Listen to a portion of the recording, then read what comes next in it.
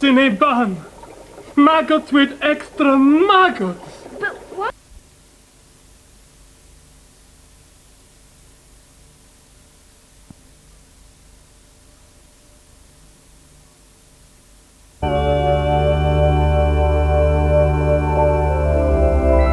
My name is James Emptage and I wrote the poem called Birthdays. And our teacher said that we could enter a competition and it could be a poem or a story. And I decided to do a poem. So then when we had some time to think about it, I heard two of my classmates arguing about a birthday, so I thought I'd do something about that. So I wrote it up and it took me a day to do it in rough, and then I did it neatly the next day. And here's my poem, Birthdays.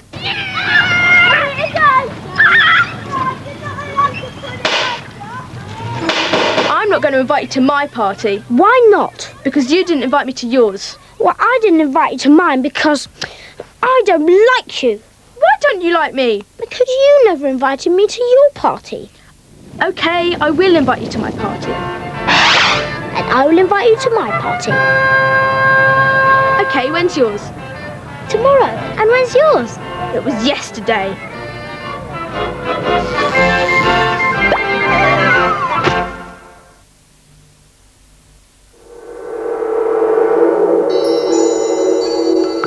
This is BBC2 in Words and Pictures.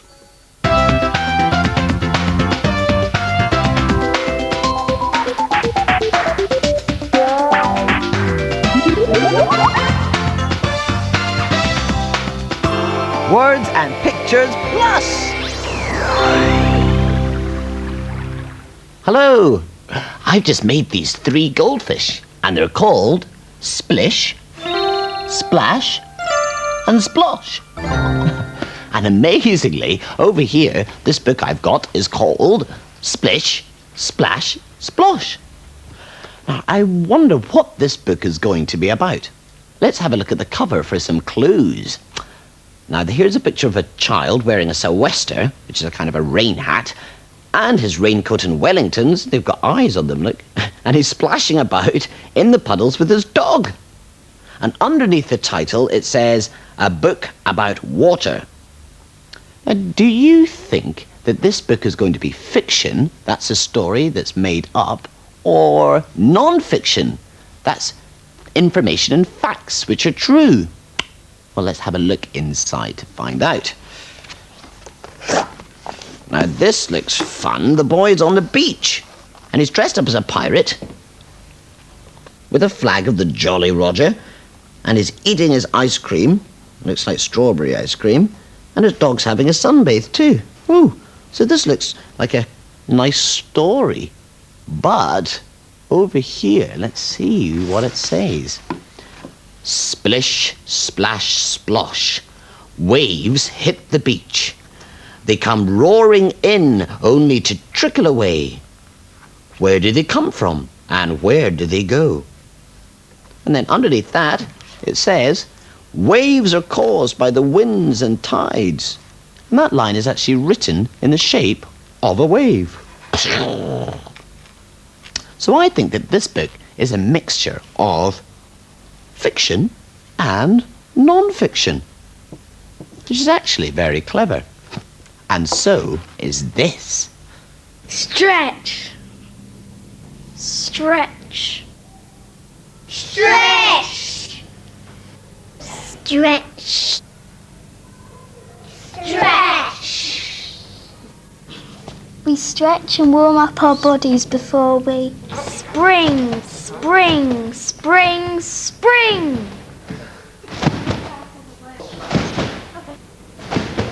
Spring, spring, spring. We spring on the trampoline to practice our moves before we splash. Splash.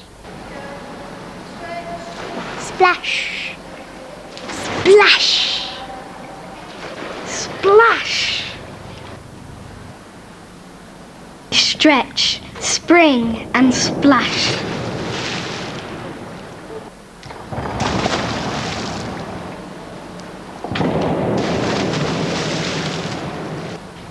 stretch, spring, splash. If you want to learn how to dive safely, then you need a good teacher and to practice a lot. Stretch, spring, and splash. That was very clever. Now I wonder what this book is going to be about. Well, it looks as though this giraffe is eating something quite prickly. You can see these thorns sticking out from the branches. Well, they're actually leaves from an acacia bush. And can you see these little round brown things? Well, they're called galls. That's a funny word, isn't it? Galls. Well, this book is all about what happens to the giraffe and the acacia bushes and the thorns and the galls. And it's set in Africa, where the weather is very hot. And it's called Whistling Thorn. Long ago, on the grasslands of Africa, there grew acacia bushes. They were the favorite food of giraffes and rhinos. Giraffe stretched out his long tongue and grasped the juicy, rich leaves. Rhino nibbled contentedly. The bushes were many, but so, in those far-off days, were the giraffes and rhinos. Even the tiniest acacia buds were eaten.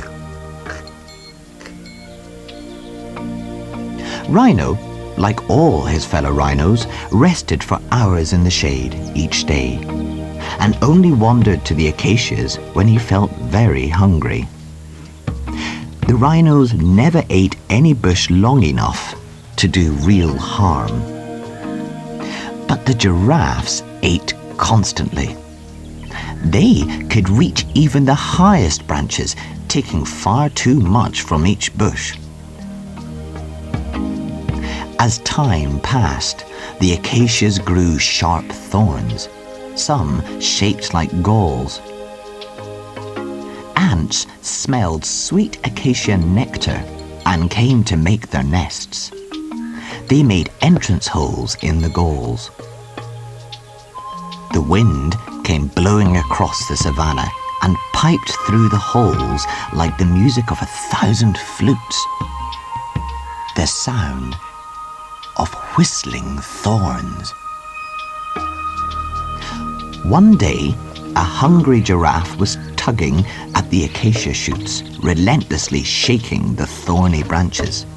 He rocked the gall homes.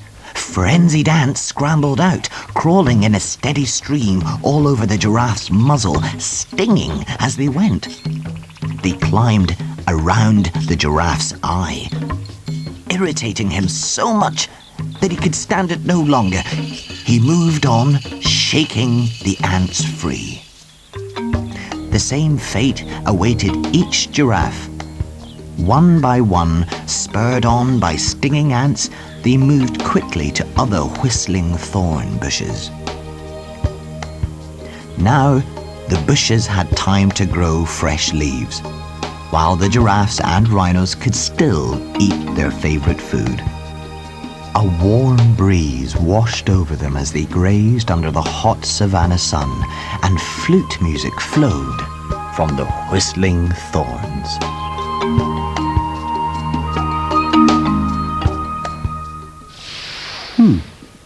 Now, each of these words begins with 3 sounds very close together.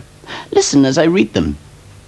Stretch, spring, splash, scream. Now, I've got some finger strips here with some letters on, and what I'm going to do is make the beginning of one of these words, and I want you to guess which one it is. So here we go. Right.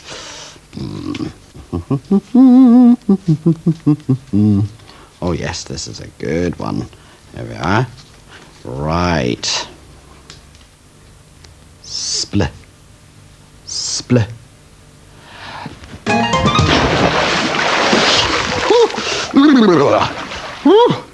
Did you get it? It was splash. Great. Let's do another one. Oh, yes, good.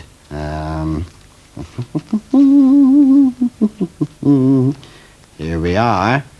And str.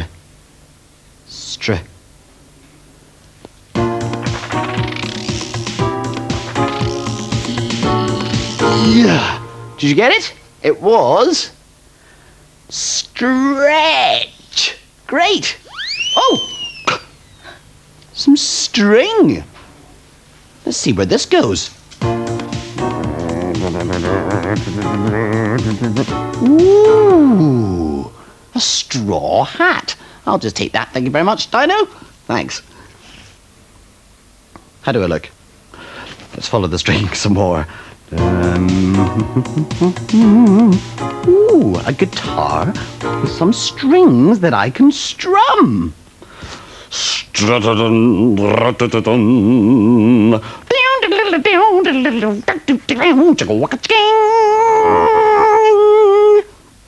Great. Now, let's follow the strings some more. Ah, Jim's computer. Let's say hi to Jim. Hi, Jim. Jim is fit. He works out. Jim can stretch. Stretch. He can spring up and down. Spring. And Jim can splash. Splash. Jim can stretch the word splash. Splash. Splash. Splash. Splash. Jim can break the word splash into 5 sounds. Splash. Splash. Splash. Splash. Splash. Which word was Jim saying? Splash. The first 3 sounds in splash are Sp. Sp. Sp. Sp. Sp. Sp. and the letters for those sounds are S. P. L. OK, Jim, I know you can spring too. The first 3 sounds of spring are Sp. Sp. Sp. Spr. Spr. Spr. Say the letter names with Jim. S. P. R. Thanks, Jim. Oh, have a good stretch. The first 3 sounds of stretch are Str. Str. Str. Str.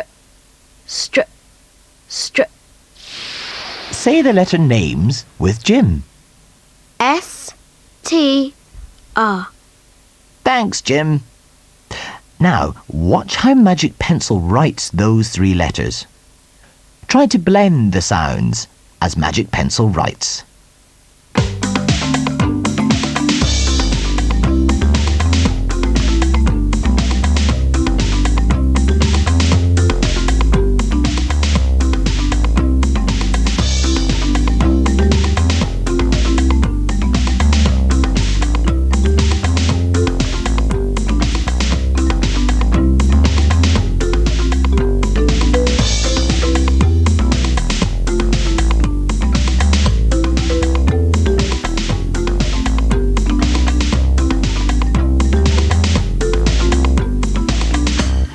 This puppet is made from straws and string, and I've called him Mr. Stringfellow. Hello! Mr. Stringfellow can stretch and spring. spring. Spring. After the programme, you could try writing a story about Mr. Stringfellow. And make sure it has a splendid ending. Bye. See you next time. Bye. Stretch. Spring. And splash.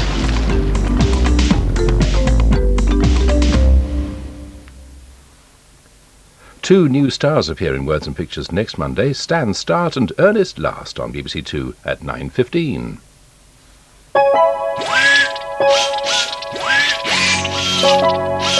Now on BBC2, The Giant and the Knee Nibblers.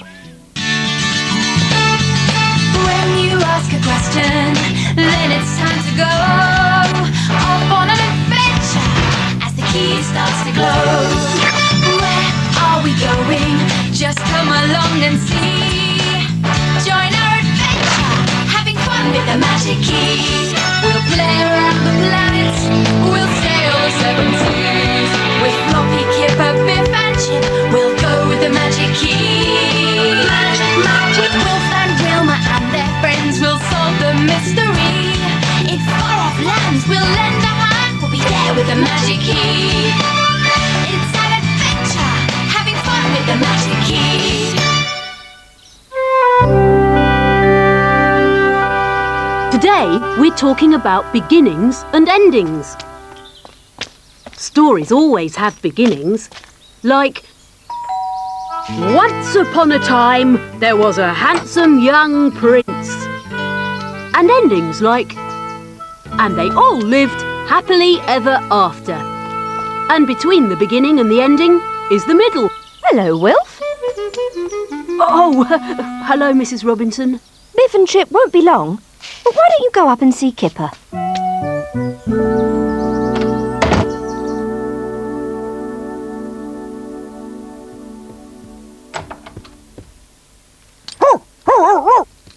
Hello, Floppy. How are you feeling, Kipper? Yucky. Shall I read you a story? We've read all my books. Want me to make one up? Oh, yes. You could call it... Floppy finds a juicy bone? Teddy's Big Adventure. OK. One day, Teddy was walking through the forest when suddenly... Suddenly what? A dragon appeared. Was Teddy frightened? Of course. But he climbed up a tree. Ooh, what happens next? You can't leave Teddy hanging in a tree. How does the story end? Would you boys like a drink? Oh, yes, please. I'll come and get them. But you haven't finished the story. Oh, no. Let me tell you my story now. Floppy finds a juicy bone. One day, a handsome dog named Floppy found a bone.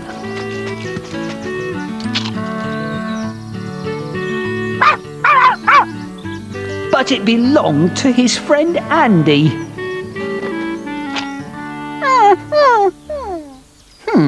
I don't like that ending. I'm going to begin again. One day, a handsome and brave dog named Floppy found a juicy bone, but the bone grew wings and flew away. Nope, back to the beginning. One day, a handsome and brave, intelligent dog named Floppy found a huge, juicy bone. So he ate it, and he lived happily ever after. Now, that's my kind of ending.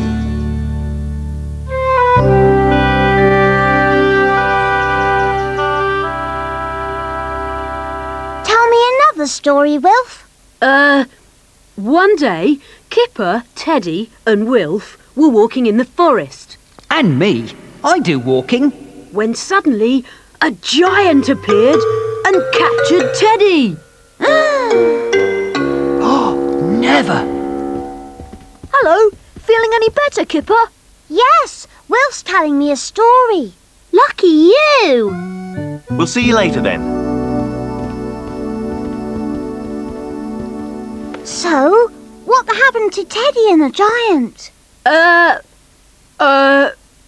They lived happily ever after. Don't be silly. That can't be the ending. Why not? Teddy would never leave me to go and live with a giant. All right then.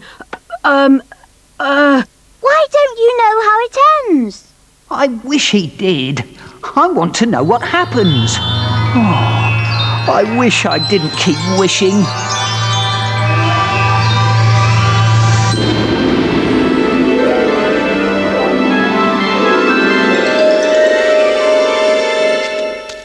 Teddy!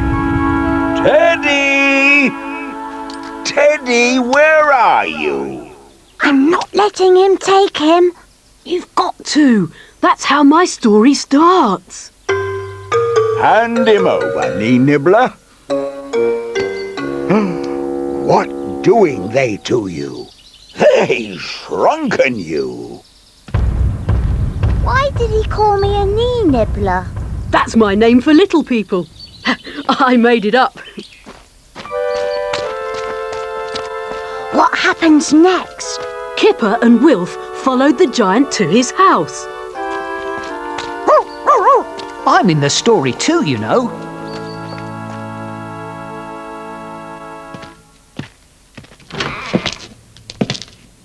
Naughtiful knee nibblers, shrinkening things that don't belong to 'em. 3 weeks I'm knitting this wondrousful jumper. And now it's too bigsome. I'm never letting those knee nibblers get hold of you again. Teddy! Oi! Be gone for! I'm aftering you! Whoa! Whoops! Come here, knee nibblers! Whoa! Run for it!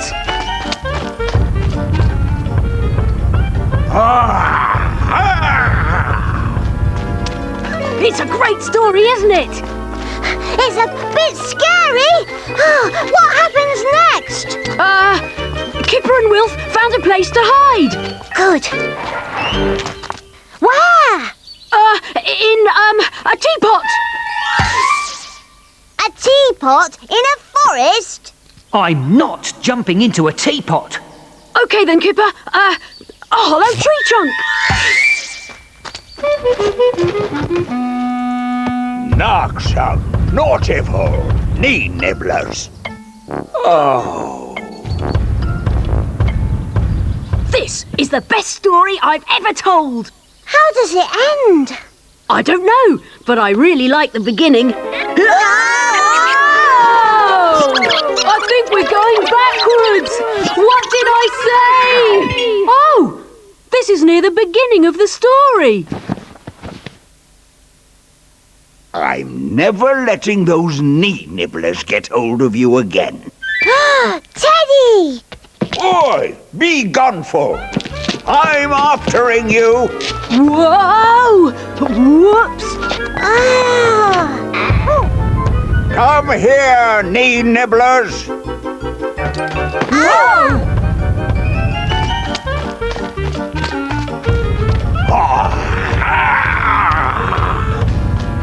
Is there a happy ending, Wilf? I don't know. Maybe the ending should be happy because there's a sad beginning. Oh no! I want to get to the end! But I don't know how to! Stop talking about the beginning! You're right! Stop! I've got to think of an ending. If he doesn't come up with one, we'll never get out of here. I think I've got it. Fast forward, please. The giant had got mixed up. He was looking for his own teddy, who was, of course, much bigger. Yes! So, said Wilf, who was rather clever, if we find the giant's real teddy, we can do a swap. Great! So where is he? Let's think. The giant's teddy was in a space rocket flying to the moon. Not the moon, Wilf. It's too far away. Oh, OK. The giant's teddy had gone to be a pirate. No, teddies are too kind to be pirates. All right. The teddy was, Just keep it simple, Wilf. in the rubbish bin. The giant had thrown him out by mistake. Yeah, that's good.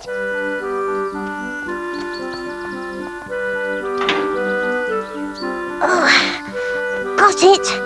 Now what? They knocked on the giant's door. Teddy, you're back. We've come to do a swap. Well, I never some. You haven't shrinkened him after all.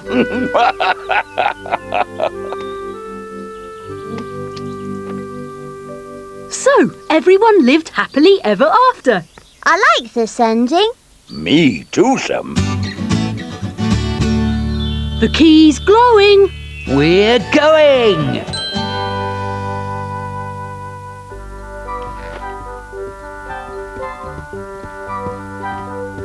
Thank you.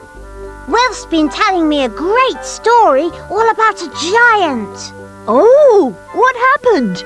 Well, the giant chased us through the forest because he'd thrown his teddy in the bin and we nearly hid in a teapot, but Wilf... Hang on, that doesn't make sense.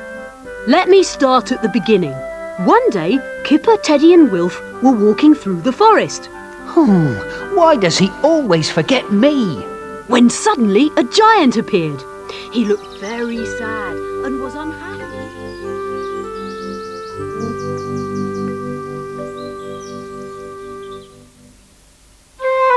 My turn next. Crazy! OK, Biff, you've got to think of a crazy beginning. One day, Kipper woke up and his bed had turned into a giant banana.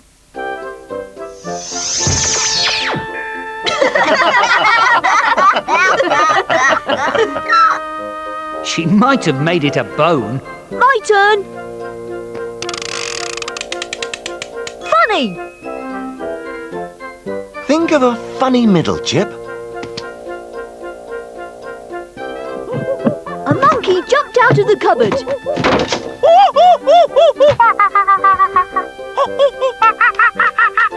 And ate the banana.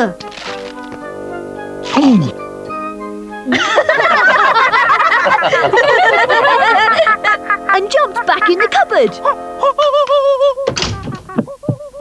Let me spin. I want to do the ending.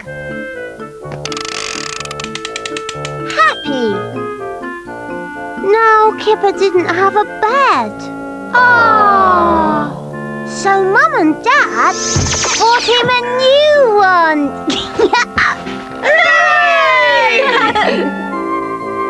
Happy endings are the best, aren't they, Teddy?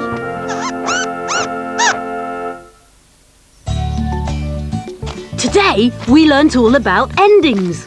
And beginnings. It was brilliant. Totally! Although it had its scary moments. So what happens now? The end!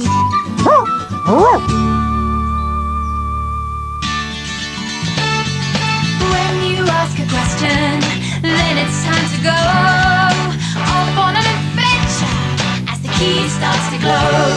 We'll play around the planets, we'll sail the seven seas. With Floppy, Kipper, Biff and Chip, we'll go with the magic key. Magic, magic. With Wilf and Wilma and their friends, we'll solve the mystery. It's an adventure, having fun with the magic key.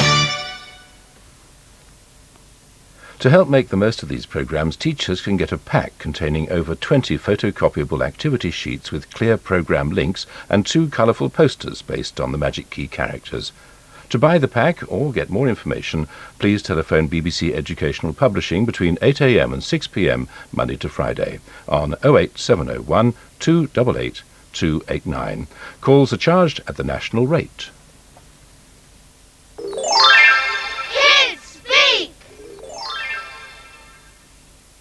Delilah is my best friend because she's funny and nice to play with. Me and Morgan met since we were in reception, and we're friends because we play together and we like each other a lot and we cheer each other up.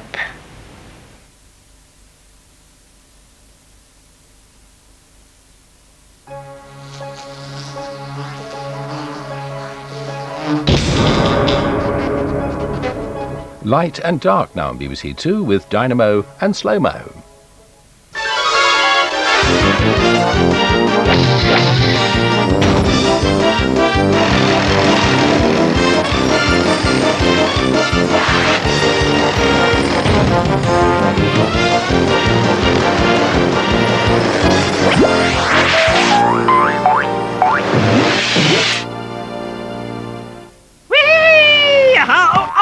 Hello, Dynamites! Ah, yes, it's me, Dynamo, and my magnificent minuscule mini-mate, Slow-Mo!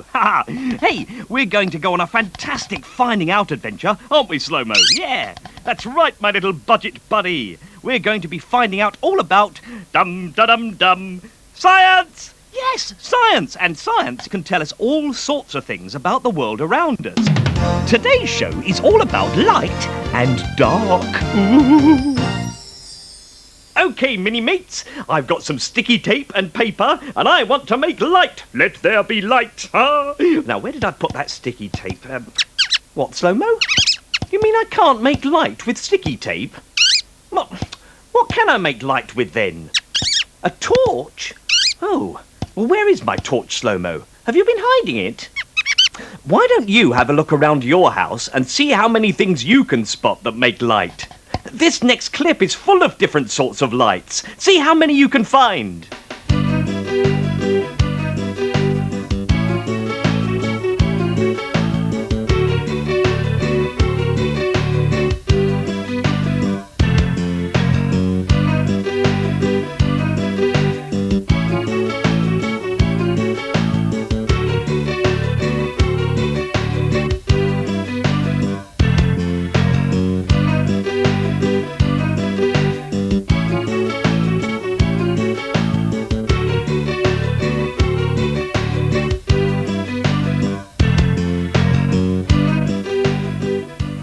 Ha-ha! Did you spot them all?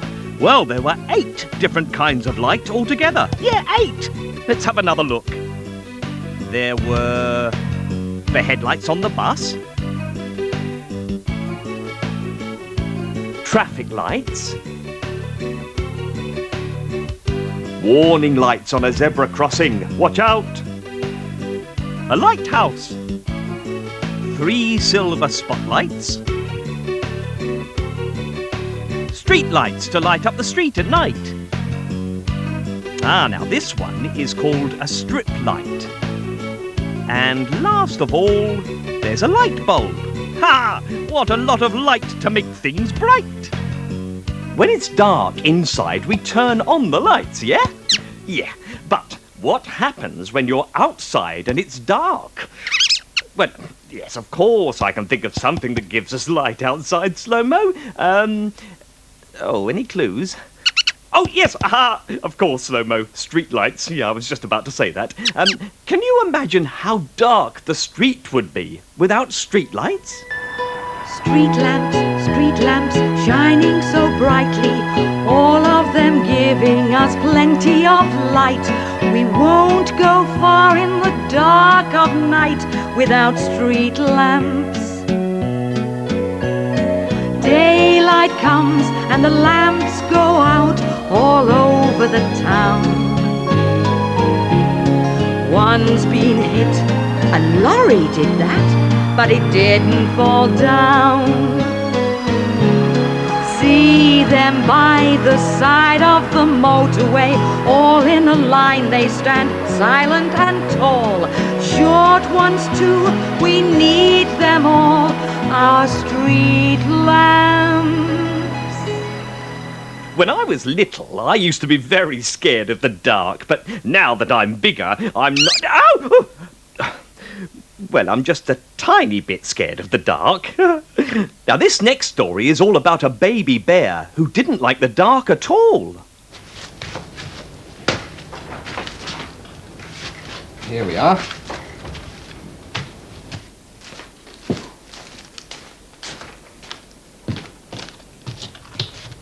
This is a lantern. You open it up like this, and you light it with a match.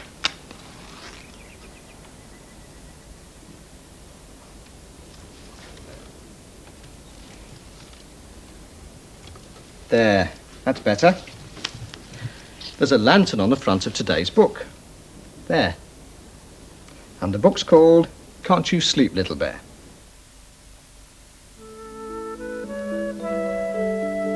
Once there were two bears, Big Bear and Little Bear. They played all day in the bright sunlight.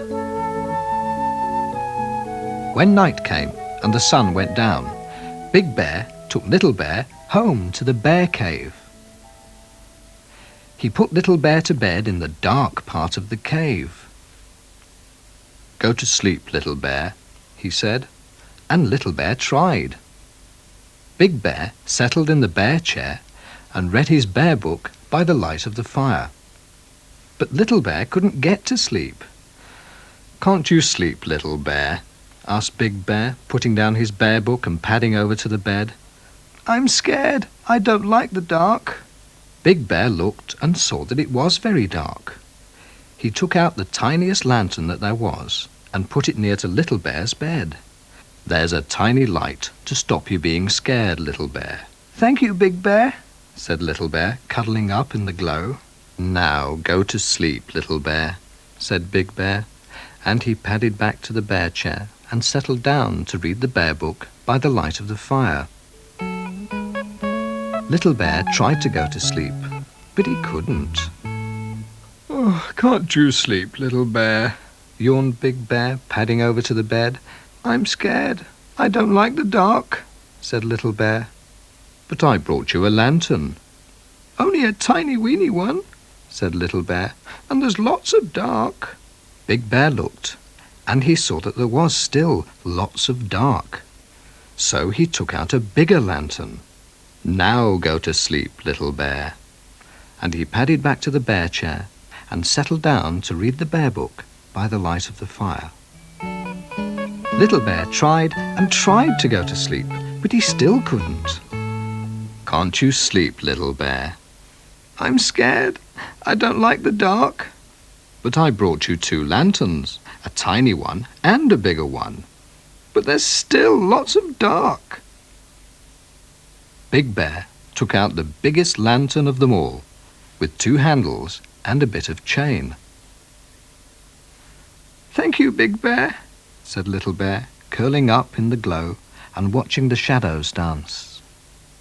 Now go to sleep, Little Bear, said Big Bear, and he padded back to the bear chair and settled down to read the bear book by the light of the fire. Little Bear tried and tried and tried to go to sleep, but he couldn't. Oh, can't you sleep, Little Bear? Groaned Big Bear. I'm scared. I don't like the dark. But I brought you the biggest lantern of them all, and there isn't any dark left. Yes, there is. Out there. And Little Bear pointed out of the bear cave at the night. Big Bear said, Come on, Little Bear. And he took Little Bear by the paw and led him out of the cave into the night. And it was dark. Oh, I'm scared, said Little Bear, cuddling up to Big Bear. Big Bear lifted Little Bear and cuddled him and said, I've brought you the moon, Little Bear, the bright yellow moon and all the twinkly stars. But Little Bear didn't say anything, for he'd gone to sleep, warm and safe in Big Bear's arms. Big Bear carried Little Bear back into the bear cave, fast asleep, and he settled down with Little Bear on one arm and the bear book on the other, cosy in the bear chair by the fire. And Big Bear read the bear book right to the end. So, some lights help us to see in the dark, but there are other lights that tell us things. Yeah. What, Slow-Mo? You've got a riddle for us about a light that tells us things. Oh, great. I'm sometimes red, yes. I'm sometimes green, But when I'm yellow, I'm in between. Red for stop and green for go. What am I? I'm sure you know. Oh, that's quite tricky. Do you know what it is? I think it's, Aha! I've got it! Traffic lights! Yes! They tell us whether we should stop or go. Oh, I'm so brilliant. Now, the next clip is full of light signals that tell us things. See how many you can spot.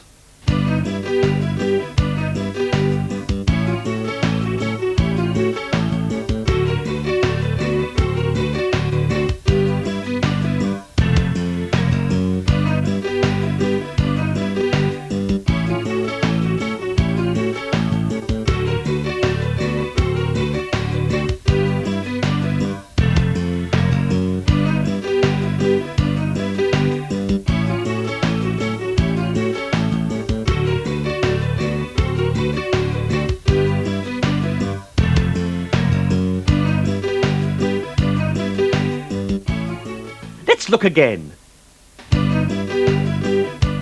Traffic lights. An indicator light that tells us where a car is turning. Reversing lights. Oh, watch out. This light tells us there's an emergency. Here comes an ambulance. Lights that help children cross the road safely.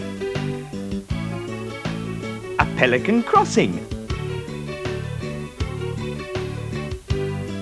Lights that tell us not to cross because a train is coming. Of course, not all lights can be switched on and off, can they? Well, Slow-Mo, I can think of a very important light which doesn't have any switch at all. No, it's the biggest light there is. It's ginormous. Do you know what it is, Slow-Mo? No, but you're getting warm. I'll give you one hot clue. I come up in the morning, I go back down at night, and when I'm smiling down on you, I make the whole world bright. Yeah, right, Slow-Mo, the sun! The sun is the biggest, most important light of all.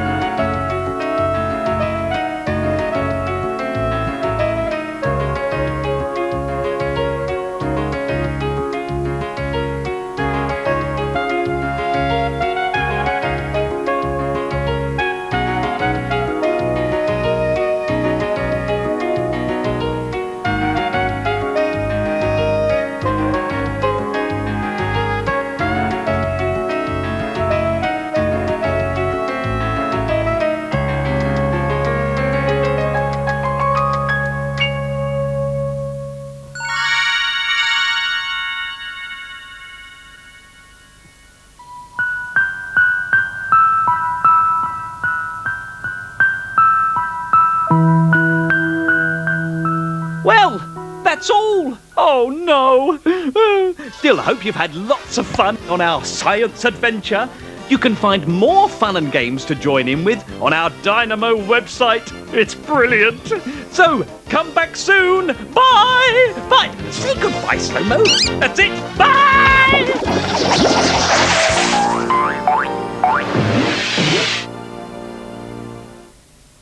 Tomorrow's Dynamo finds out about cars and buses at 9:45 here on BBC2.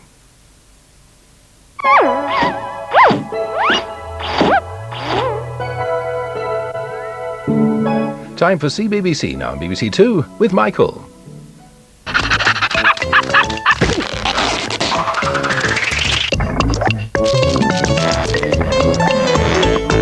Good morning to you. Welcome to the Teletubbies and Tweenies hour here at CBBC. But before we get to see those programmes, it is, of course, birthday card time. Yes, happy birthday to you if you're celebrating your special day today. We've got loads of cards to get through, so keep your eyes peeled, because I could have one for you. And let's crack on with card number 1. We're saying happy birthday to the little princess who's driving in Noddy's car here. It's Lois, who's 4 years old today. Happy birthday to you. That comes with loads of love from Mummy, Daddy, your baby brother Adam, who we can just see, just a tiny picture there. Also, a meow from Turbo the cat and Elephant as well. Happy birthday. A nice cat name there, Elephant, bizarre. Moving on to our next card now, it's Bill and Ben, the Flower Pot Men. Here they are, look at this. They've got a new special friend in the middle. It isn't weird, it's Amelia Jane. Happy birthday to you, Amelia. You're 3 years old today, and that comes with tons of love from, of course, Bill and Ben, and big hugs from your mum and dad. Have a great day. Who's up next on our cards? It's the Tweenies, and someone spent a lot of time drawing this card. Have a look at this. We can see Bella, Milo, Fizz, and Jake, they're all there. And the most important person is Owen, who's 2 years old today. Happy birthday to you. That comes with tons of love from Mummy and Daddy. There's a nice birthday cake on our next card. Should we take a look at that? Here we go. We can see that Kate is celebrating her birthday, and we've got all the Teletubbies along the top. We can see their little smiley faces. There's Poe, Lala, Dipsy, and of course Tinky Winky. But who's this? It is Kate. Happy birthday to you, Kate. Have a lovely day today. With lots of love from Mummy, Daddy, Sarah, James, and Joseph as well. Only one Teletubby on our next card, and is it your favourite Teletubby? Well, it's Lala, and she's got some balloons for you as well. It's not for you, but it is for this girl. It's Emily, who is 2 today. It says down there, and I reckon she's hiding behind the sun. Yes, there she is. Happy birthday to you, Emily, with tons of love, and oodles of love, it says, from Mummy, Nanny, Grandad, Uncle John, Auntie Sarah, Uncle Gary, Richie, Ellie, and everybody who knows you. And a big thank you to the people who made the card. You've done a good job on the card. Thank you very much. Up next, it's another birthday cake. Lots of birthday cakes on the cards, and this one's got 2 candles. So I reckon that somebody must be celebrating their 2nd birthday. And if we blow out the candles and move the cake, we can see that there's Yasmin.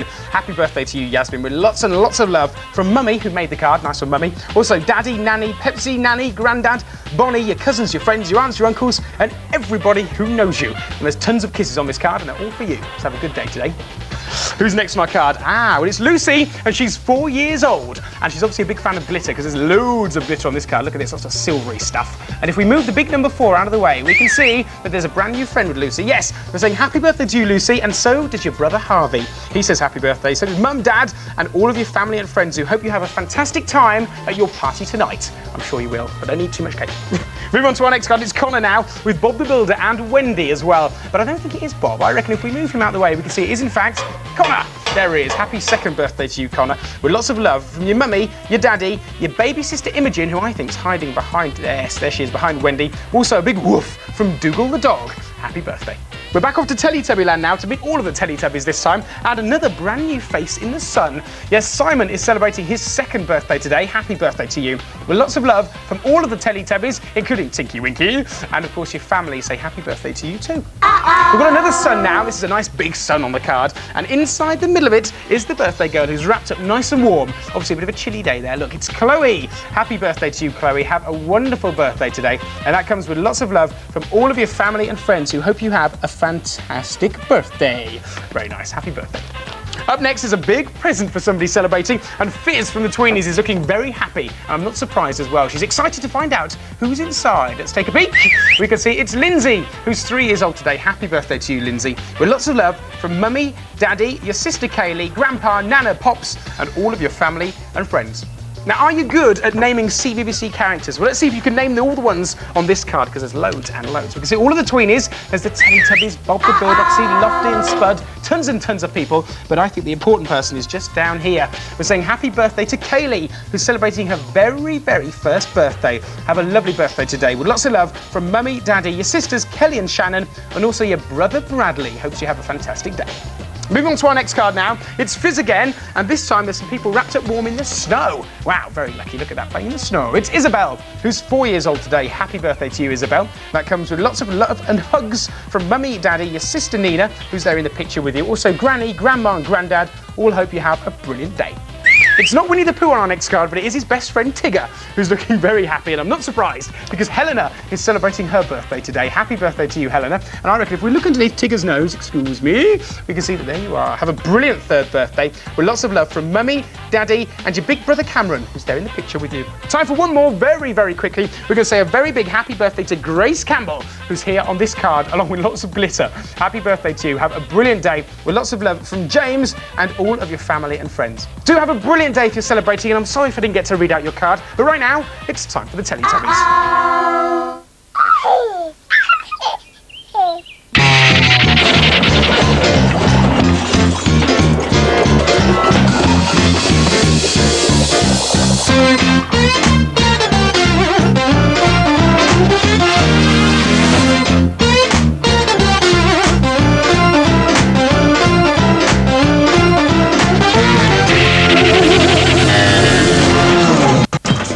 Nobody could ever replace you, Ted. Be off now then, sir. Have I got buzzcocks all over? The most ill-conceived, hastily assembled bodge job since the Millennium Bridge. Comic. To tell me, does Brooklyn like your music, or is he getting a bit old? Relief. Africa. It's almost here. Comic Relief. Friday the 16th from 7 on BBC1. Respect.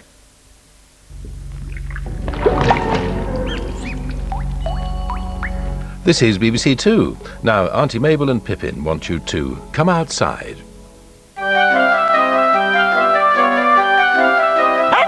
Look up, look down, look all around.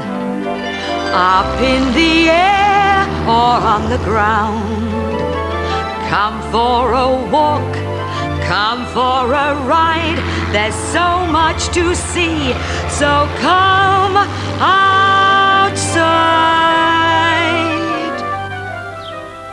We're always in pairs, always two of us, in a rather nice colour that suits. We'll keep your feet dry, my partner and I.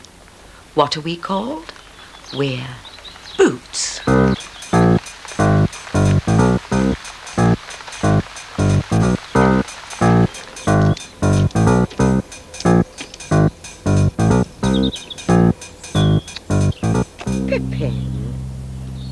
Hello, biddies. We've just been for a walk. We got caught in the rain. Come along. Stop sniffing.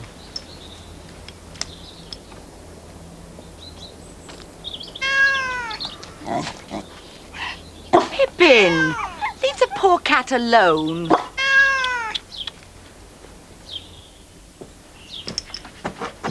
Now, wait here, Pippin.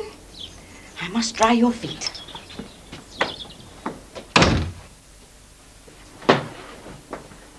I know you don't like it, but I don't want your wet feet all over my kitchen floor. There.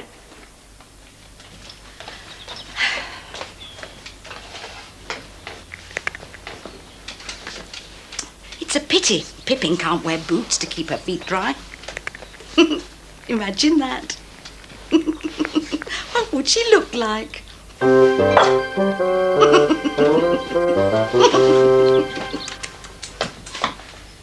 Oh no! My feet are wet again.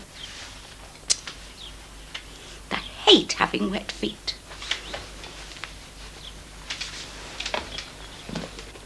No wonder. My boots have got holes in them.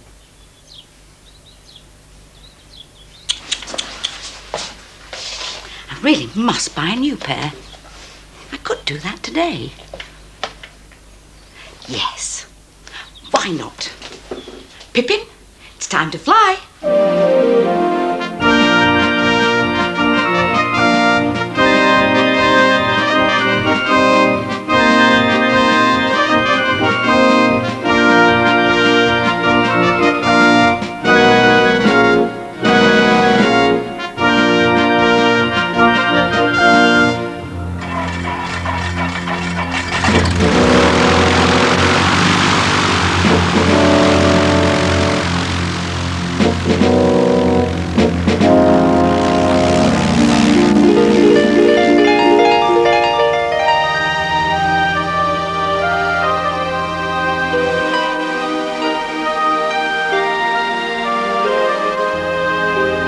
along now, Pippin.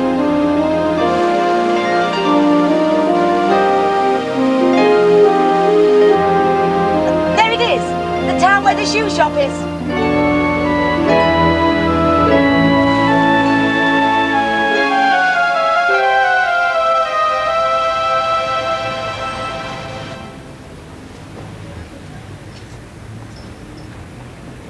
Oh, look at all those boots.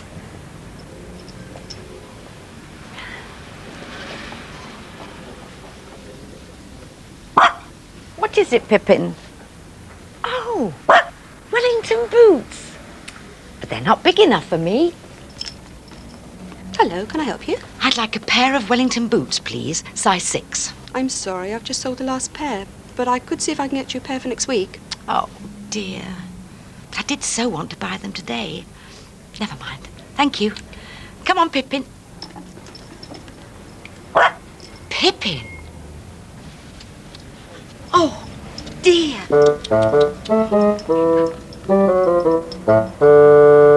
Oh, look, Pippin.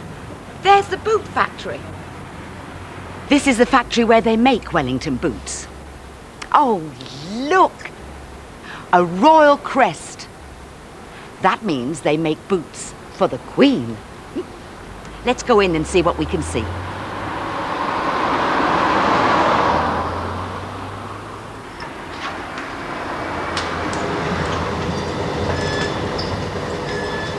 This is what boots are made from.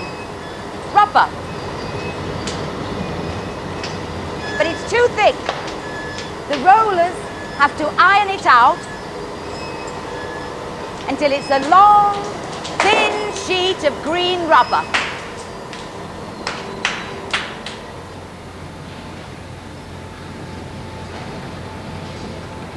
Now this is going to be cut into lots of different shapes. But first they've got to glue in a nice, comfy lining. This would be the part that goes round your leg.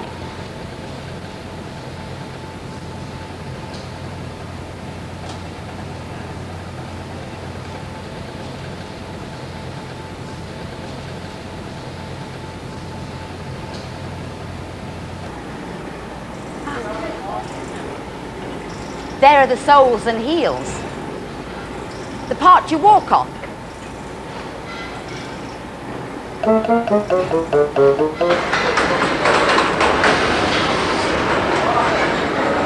Here, all the parts are put together.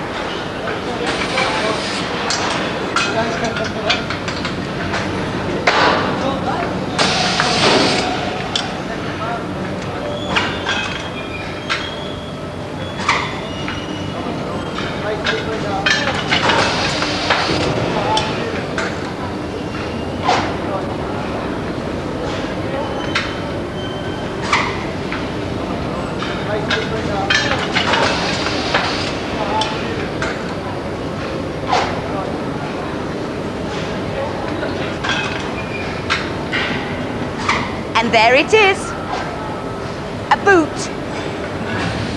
But it's not finished yet. It has to go into the oven to cook. That makes the rubber good and strong.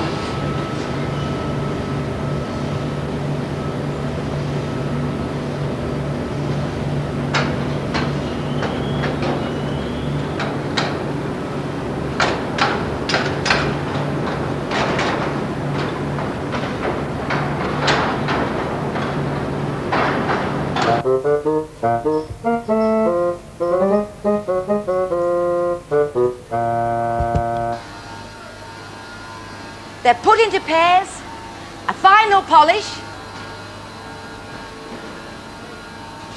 and now they're ready to wear.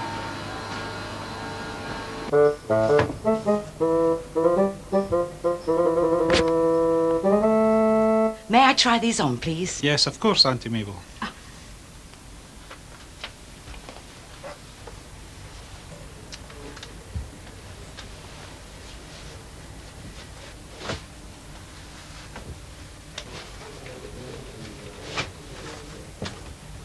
They're a perfect fit. I feel just like the Queen. I'd like to buy them. Pippin, where is she?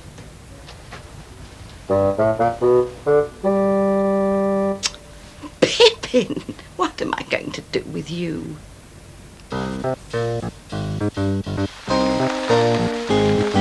Boots are very useful for walking in the rain.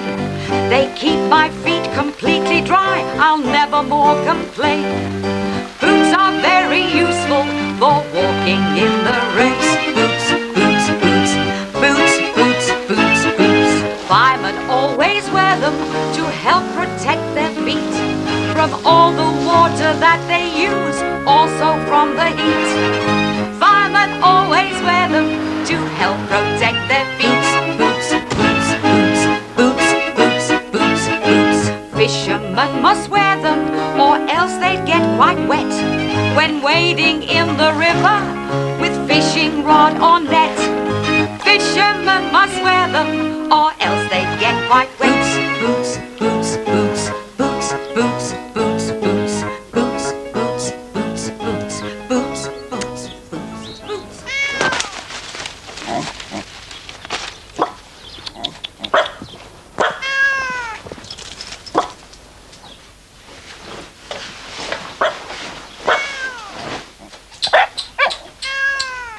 Pippin's being very naughty today. Oh, my feet are nice and dry. Oh.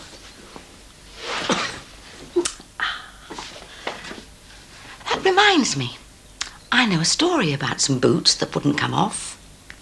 Let's see if I can remember it. Once upon a time, there was a firefighter called Martha. She'd had a busy day putting out lots of fires, and she'd come home for her tea. "Oh, I can't wait to take off my boots," she said. She tried to take the left one off, but she couldn't. "Here, let me help you," said her husband, and he began to pull. But the boot wouldn't come off. So her husband called their daughter. "Daughter," he said, "come and help me pull off Mother's boot." The daughter took hold of the husband, and the husband took hold of the boot. They pulled and they pulled, but the boot wouldn't come off. So the daughter called the dog. "Dog," she said, "come and help us pull off Mother's boot." The dog took hold of the daughter took hold of the husband, and the husband took hold of the boot. They pulled and they pulled, but the boot wouldn't come off. So the dog called the cat. "Cat," she said, "come and help us pull off Mother's boot."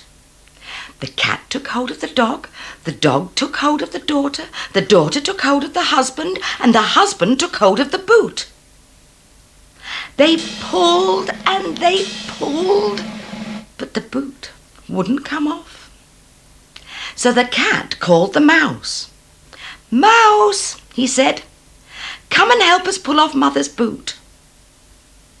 The mouse took hold of the cat took hold of the dog took hold of the daughter took hold of the husband took hold of the boot, and they pulled and they pulled and they pulled, and suddenly the boot came off, and they all fell in a heap on the floor. "Thank you," said Martha. "Now, if you don't mind, would you pull off the other one?"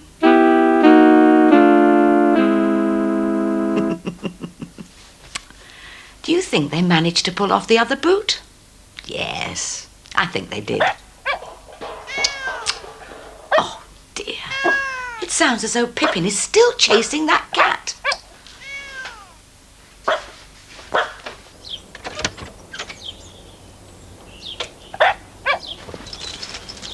Pippin!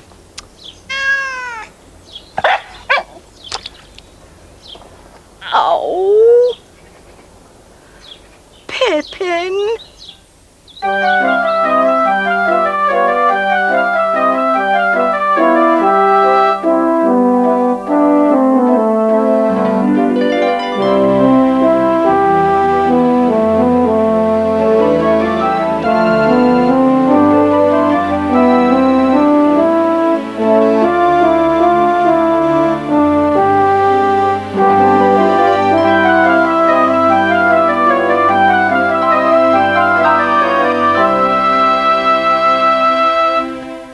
Teachers could get extra help and ideas for using these programmes from 2 new packs with activities, posters and photo cards based on Auntie Mabel and Pippin's adventures. To buy the packs or to get more information, please telephone BBC Educational Publishing between 8 a.m. and 6 p.m. Monday to Friday on 08701 288 289.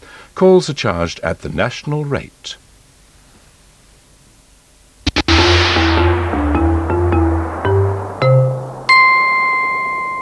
Giants.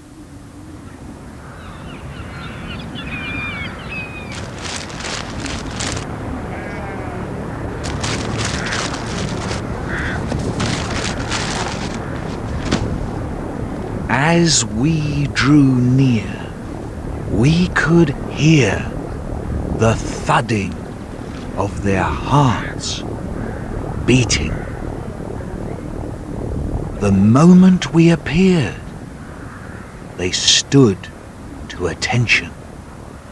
Row upon row across the hillside, their great white arms revolving.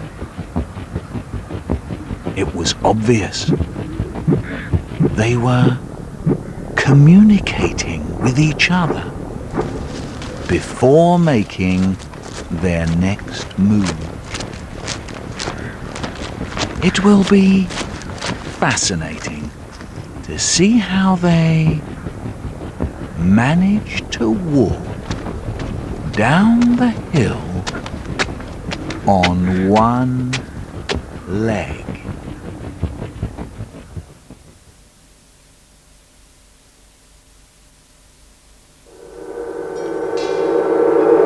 This is BBC2, where things are starting to look just a bit fishy. 1, 2, 3, 4. Here comes number time, racing down the number line. Sketches, songs, and non-play boots. It's all here just for you, So count on number time. Numbers odd, numbers even, Numbers high and numbers low. up to 10. Numbers everywhere we go. Here comes number time, working on the number line. Sketches, songs, and non-play boots. It's all here, all you have to do is count on number time. Yeah. Ah. Bill. And Bernie. Oh, Bernie, I was trying to catch you out, but... Ha! What's the number today? Now the number's 7. Number 7. Right. Wow. Let's go and put number 7 on the number line. Right. Now then, we've got 1, 2, 3, 4, 5, 6. Aha! There it is. Number 7. Yeah. Right. Number 7. La la! Here I am once again. Ha ha! 1, 2, 3, 4, 5, 6, 7, 8, 9, 10. Did it! Oh, very good. Over to me. Coming over. All right, I'm ready. Here I go. Oh, no. Oh. Oh, well. Right, here I go. 1, 2, 3, 4, 5, 6, 7, 8, 9, 10. Aha! Here I come. Bye. Right, the way back. Right. 1, 2, 3, 4, 5, 6, 7, 8, 9, 10. Did it? Back to me, and I'm going to land on number 7. La la! Aha! Here I come. Right. Ready for me? Oh, yes. Bye. Off you go. No!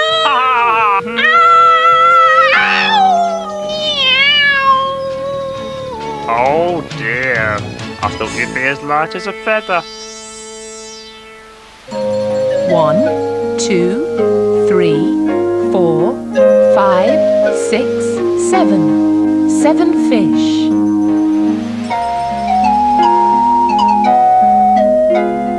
1, 2, 3, 4, 5, 6, 7. 7 fish. 7.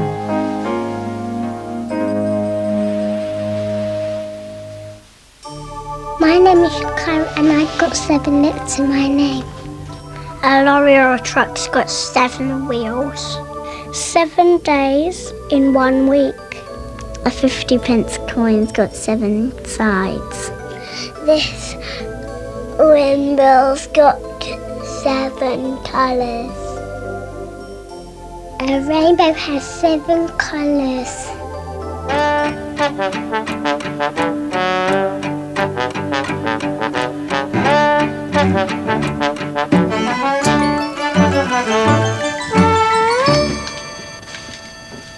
There's nothing like a rainy day for getting us all around the table making things. A rainy day and piles of lovely scrap material, scrap cloth, scrap paper, scrap string. Lovely. Rain makes me rusty. Glimmer, what's up with you? You're like a bear with a sore head. Well, it's been raining ever since we woke up, and I've been trying to sort through these gloves. There's so many. Just match them up. Like this. See? You just keep at it, Glimmer. What are you making, Scrap? Well, I'm not one to boast, but it's a scrap mobile. I've been adding a new piece of scrap every day this week, and after 7 days I'll have 7 dangly things dangling from my mobile, which I'll dangle from the ceiling. Dangly things? What sort of dangly things? Oh, this and that. You'll see. Avast there, me hearties! Ha-ha! It'd be a regular storm out there, yes! Now, I guessed you might be gathered here and making in a building, so I thought I'd come along and do a bit of sorting and accounting. This here be my treasure, ha-ha! Gathered together from my adventures when I sailed the 7 seas. Did I ever tell you about the time? You sailed the 7 seas. We know, Kevin. Anyhow, I better get on with counting this lot. Treasure, ha-ha! And let's see what the rest of us can make by lunchtime.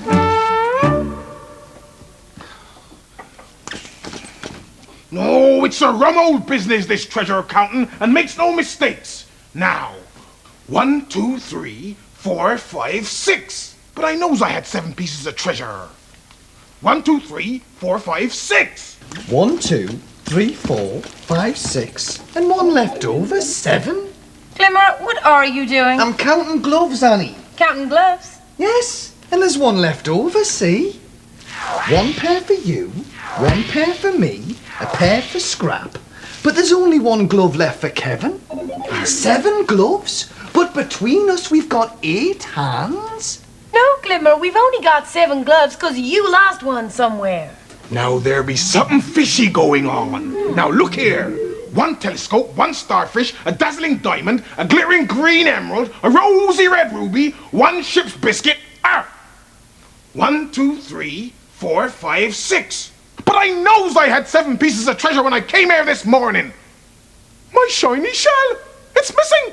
6 pieces of treasure, that's plenty. Some people are so greedy. But there should be 7, Scrap, me lad, and the one that's missing is the best of all. Really? Why's that? Why, the shiny shell. When you put it to your ear, you can hear the sounds of the stormy oceans.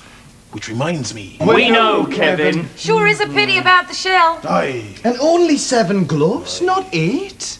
Where's the other one? Scrap, have you lost anything? Me? No. In fact, my scrap mobile's looking better than ever.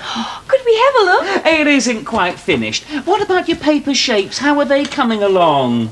Sure is a funny day for things going missing. Very nice. Look at that. 6 lovely paper people all holding hands. Isn't that sweet? 6 people? But I made 7. 6 and 1 more is 7. Where is that last one?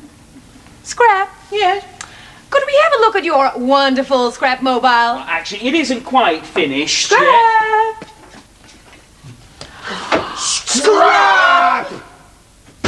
1, 2, 3, 4, 5, 6, 7, 8, 9, 10.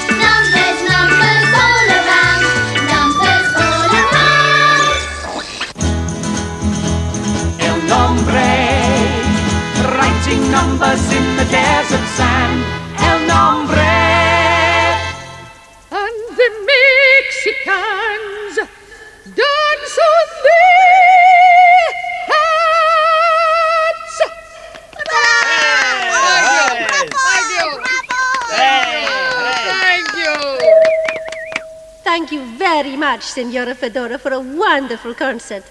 And thank you, everyone, for coming. Now, if Maria, Juanita, Pedro, and little Juan would stay behind afterwards to help me tidy up, I will bid you all goodbye. Now, everybody, I won't keep you long, but could 3 of you tidy away the chairs?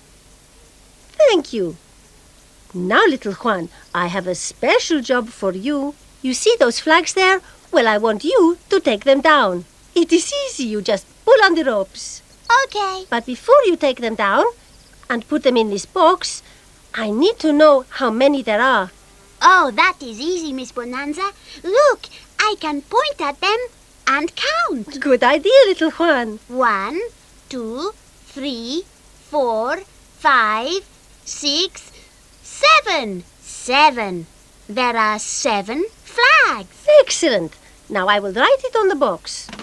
Pedro, do not fold the chairs like that. Stay there. I will help you.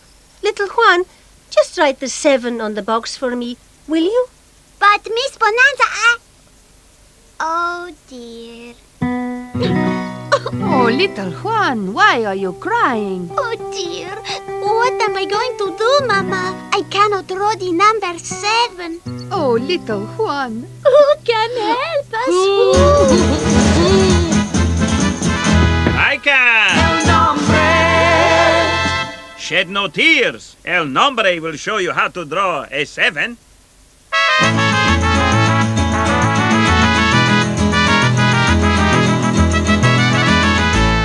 Ole! Again!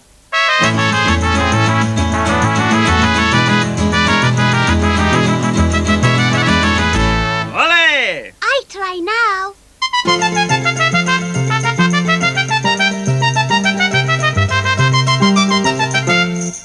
Ole! Hooray! Oh, El Nombre, I can do it. Look, Mama, a 7. I can draw a 7. Thank you, El Nombre. Think nothing of it, little Juan. There. 7.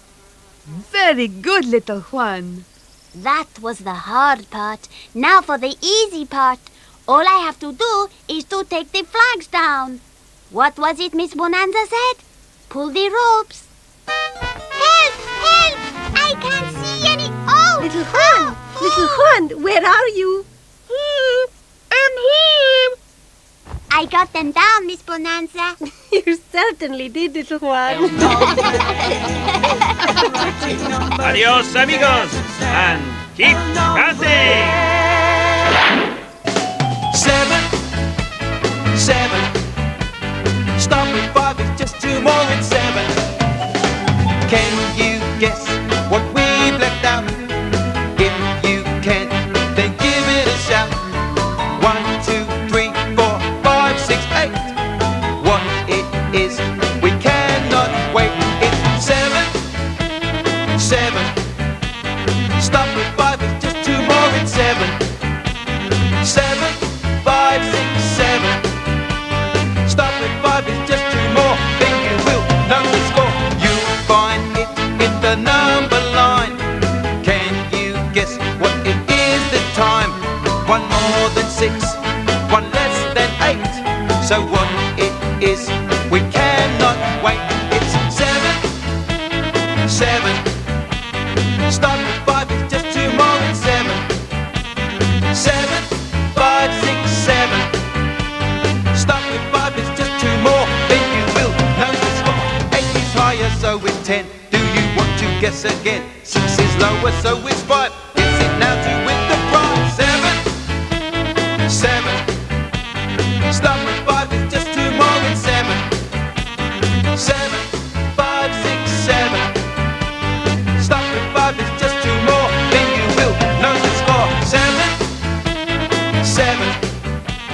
Stop at 5, it's just 2 more than 7. 7, 5, 6, 7. Next Monday's number time, along with her 8 children, at 11:05 here on BBC2.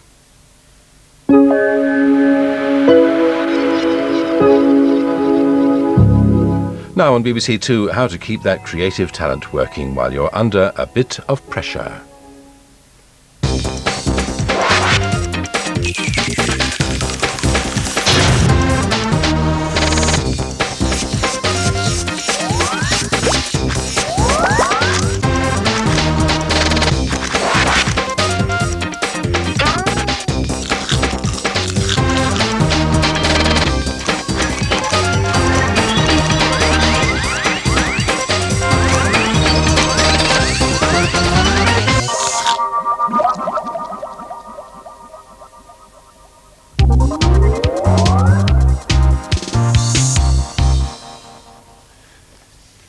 In your English test, as well as answering questions about other people's fiction writing, you get the chance to write your own. If you're confident about your writing and you enjoy the chance to express yourself, imaginative writing could be the best choice. Don't forget, more than half of the marks on the paper are awarded in this section, and you have around 40 minutes to do it in. So the pressure is on. And when that happens, you need something that'll help you focus quickly. You need a structure. If you want to have a real effect on the reader, the most important first step is to plan. Many marks are lost by writers who start well, but don't know when to stop. One thing I tend to do in tests is write off the top of my head, so that was something I had to look for. So advice to students who do that kind of thing is to write down bullet points or spike diagrams and make sure you keep to that you know exactly what you're writing. I list down all of the events and ideas I have in my brain, and I think which one is the best and easiest to understand what's going on in the story. To find out just how crucial planning is, we decided to put two professional authors, people who write for a living, under the pressure of sitting a test. I'm Sylvia Wolfe. I've written many novels. A lot of them are about a family called the Menhams. My name is Michael Coleman. I've been writing for youngsters for just over 10 years now. And when I say youngsters, I mean any age from 3 to 15.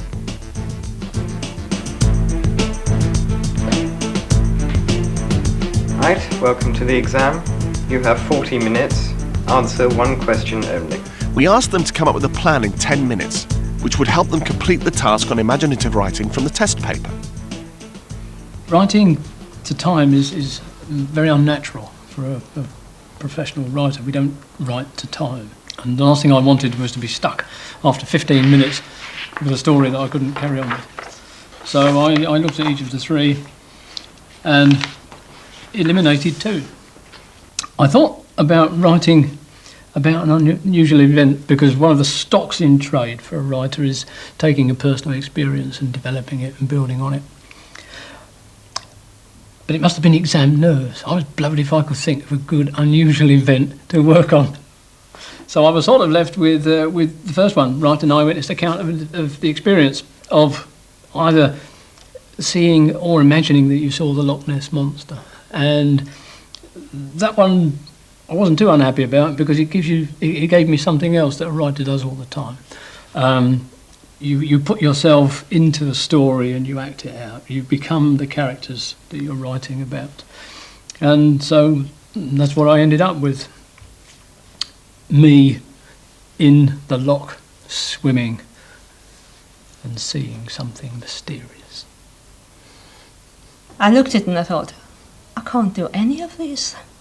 Really, my first thought was in 40 minutes. I wouldn't do the Loch Ness Monster because I couldn't do something that hasn't already been done before. Not straight away, not off the top of my head. And then the article for a travel magazine, a place that is beautiful but mysterious, oh no, can't be bothered with that. So I went back to question B, writing a letter. And it says you could write about a real or made-up event, and it had to be an unusual event. And I thought, well, you know. And then I remembered when I was at university in my first year, I saw a UFO. Before I started writing, I really put down just a few headings, a few keywords of things that I would develop in the story. So I've got down here swimming at the beginning, shadow, movement, touch, early morning, playing games. But most importantly, I worked out what the ending was going to be before I started. And the ending was going to be some local vandals dumping tyres into the lock. And that's what I'd seen and imagined that it was the monster.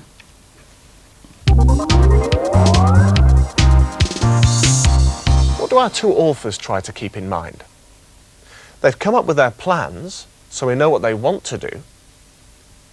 How will they keep themselves on track while writing, when they only have 30 minutes to complete the task?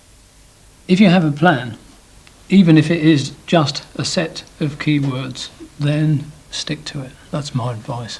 Stick to it.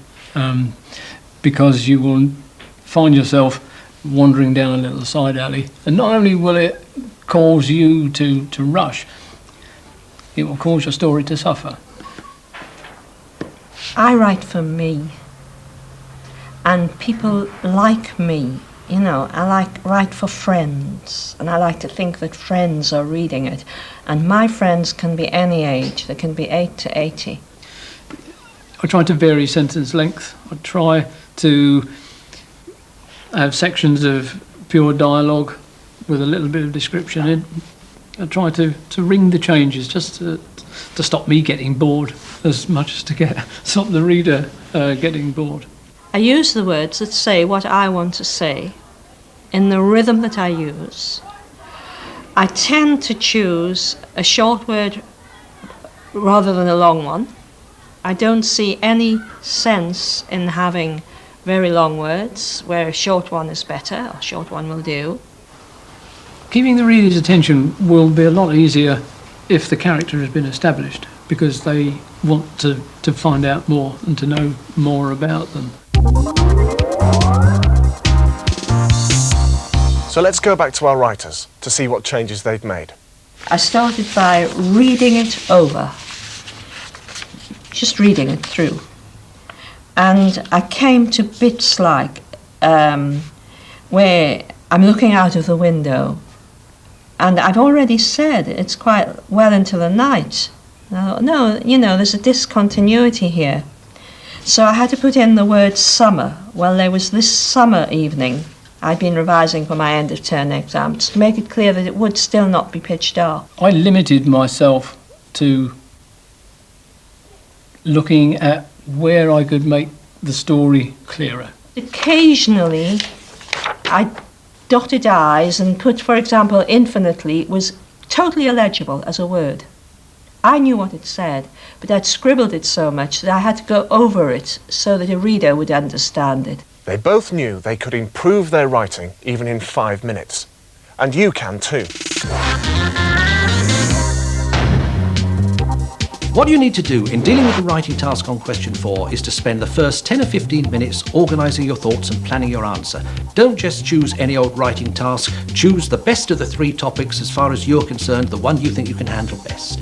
And then plan carefully, organise your ideas so that you know before you start writing where you're going to start and where you're going to finish. In the middle of an exam, the last thing you want to do is stop writing so you can have 5 minutes to check over what you've done, when you've got many more ideas that you'd rather get down and get more marks. But you're also marked on spelling and punctuation, so it really is worth it taking 5 minutes out at the end.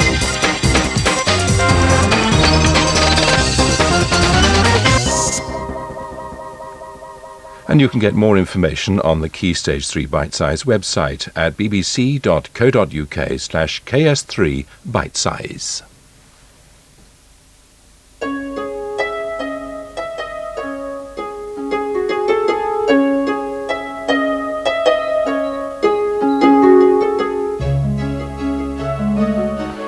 Is the source of the River Severn, and there's a post in the ground to prove it.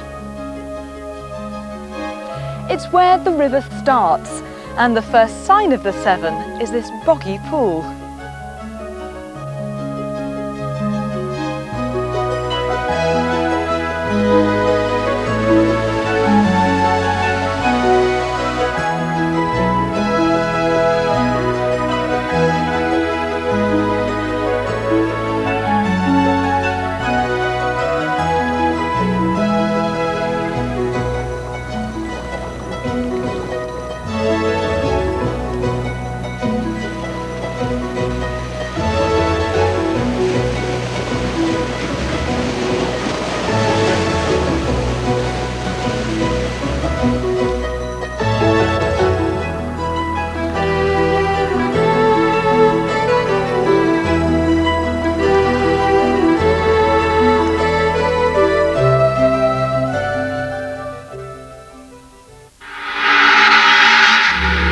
This is BBC2 with programmes from BBC Education. Now it's a question of size in megamaths.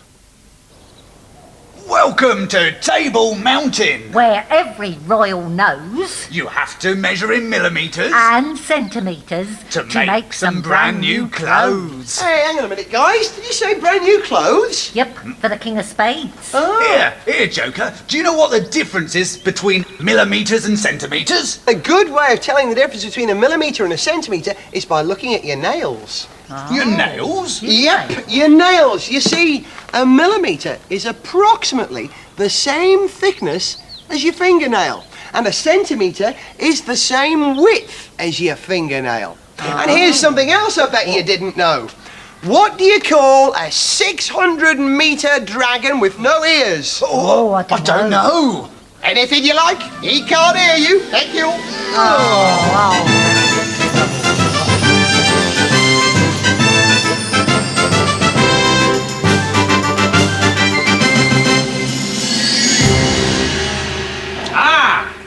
There you are, you scoundrels. Good day, sir. I haven't got time for your creepy crawling. I've got an important speech to make, you know. Yes, sire. And this year my speech is going to be about how to look cool. So I need to wear something groovy. We'll try our best, sire. Now, if you could just keep still while we measure you. Measure me? What for? Well, a groovy tunic has many groovy parts to it, sire. The sleeves, the collars, the cuffs. So we need to measure those royal arms, those majestic wrists, that noble neck. And then we write your measurements down so that later we can cut the cloth precisely to size. Sounds like a load of tailor's drivel. What's she doing? Measuring around your wrist, sire. You see, with this flexible tape measure, I can measure around objects as well as in a straight line. Well, I put the start of the tape measure here at 0, run it round the thing I'm measuring, and where they join together, make a note of the measurement. Wrist, 17 centimetres. Wrist 17 centimetres, or 17 cm for short. But actually, we'll make your cuffs 20 centimetres so that you have a bit more room. Then we can sew on this gold braiding, which is 5 millimetres wide. Millimetres? They don't sound very royal. Oh, millimetres. Oh, they're very handy, sire. They're particularly precise when making smaller measurements. Buttons, for example. We need to measure exactly how wide the buttons are. If we get it wrong by even a few millimetres, result, slip through. Oh, buttons slip through holes, sire. There we are. 25 millimetres wide. So that's 6 buttons, each 25 millimetres wide, or 25 mm for short. No, millimetres just don't sound grand enough for a king. Well, we could measure in centimetres, sire. They're bigger than millimetres. In fact, there are 10 millimetres in 1 centimetre. Centimetres are better for the bigger measurements, like your back, sire. Do you mind? If we measure in centimetres, we can be just as accurate, even though it's a bigger measurement. We put the start of the tape measure here, roll it down your back, and make a note of it. Ooh, 68. 68 centimetres, or 68 cm. But centimetres don't sound very majestic either. But they're so useful, sire. Take your arm, for example. We need to know how much cloth to cut for your sleeves. So, we put the start of the tape measure here, run it down the length of your arm, and we can see it's exactly 50 centimetres long. 50 cm. And then to make your tunic, we need material for the front, the back, both sleeves. And once we have all your measurements written down, we can then cut the cloth precisely to size. No, sorry. Still not convinced. Oh, well, perhaps we should put it this way, sire.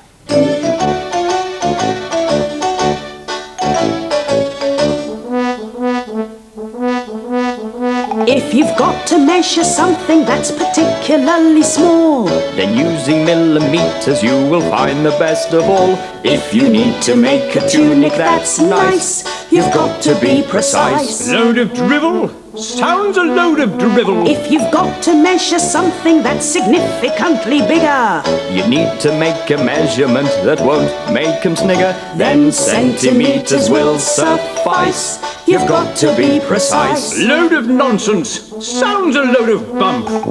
Kings and queens across the land need to use a measurement that sounds grand.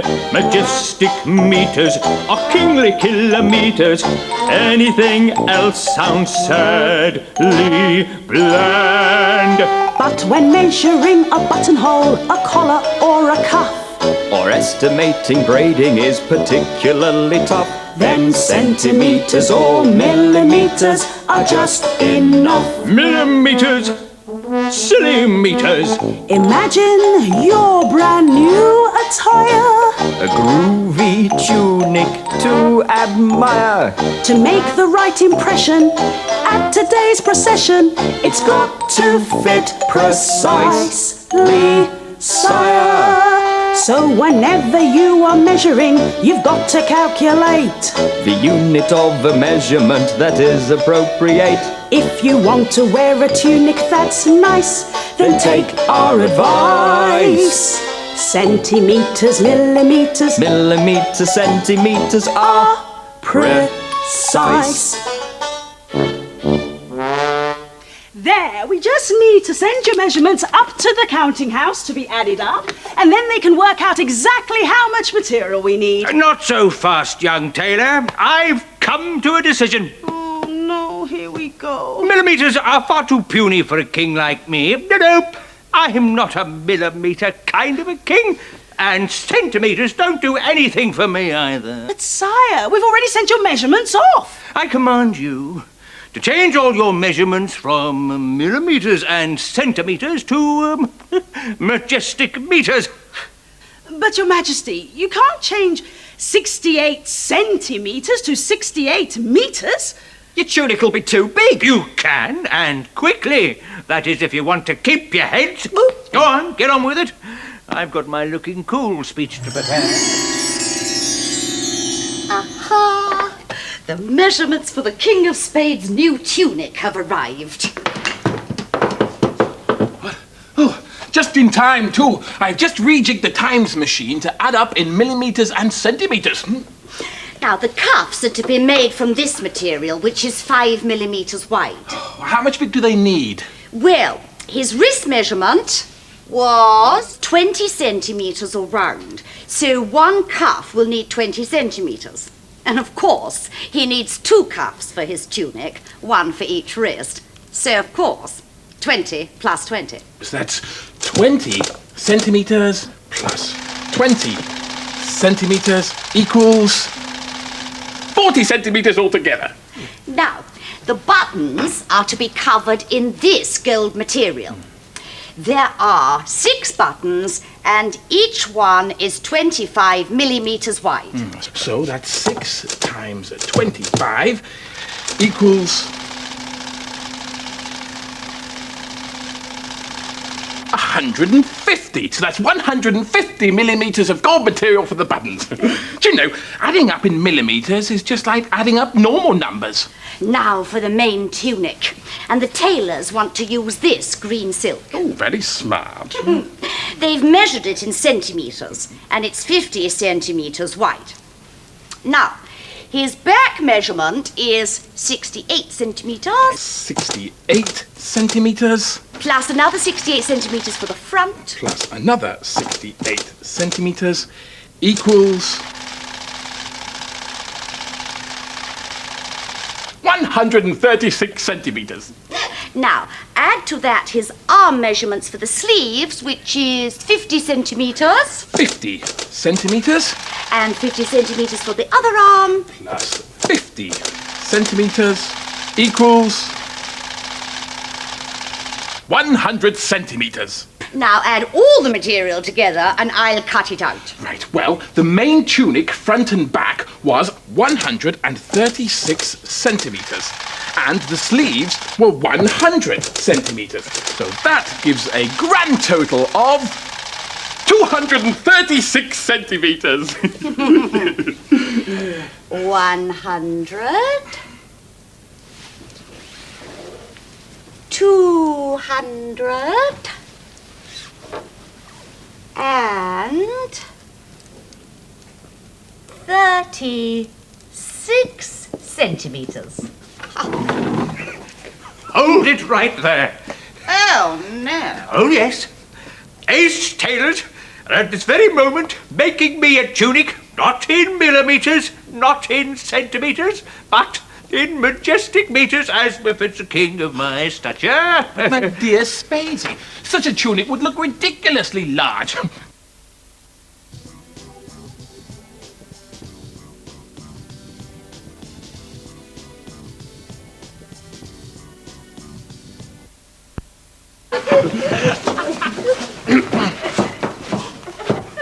Hello, everyone.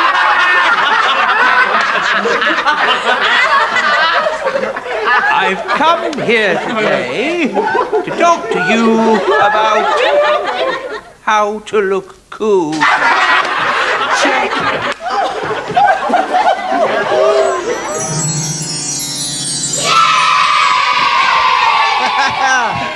Hi guys! It's time for today's Castle Challenge. Let's find out who the Castle Challengers are. Who are you? Lee. Hi Lee, and who are you? T-Jan. Hi T-Jan. I hope you guys are good at sorting things out. Lee, you good at sorting things out? Because I want you to measure each of the items, Lee, in here, and you, T-Jan, using the measuring board over here, and then measure, once you've measured them for length and for width, peg it up on this washing line underneath the card which has the correct measurements written on it. Are you ready for the challenge? Time starts now! Good luck! Okay, T-Jan's got the first thing. It looks like some kind of floor mat. He's measuring it for width or length. It's the long side, it's the length. What's the length, T-Jan? 77. 77 we think that is. Pull it really tight. 77 is the length. Remember that, Lee. And let's try it for width. I've got this end. Pull that end tight. Right, what does it say? 48. 48, possibly 49 centimetres. And 77 is what we think. Can you see one on there, Lee? No, all right, let's dump that to one side. Go for another one, quick, give him some encouragement.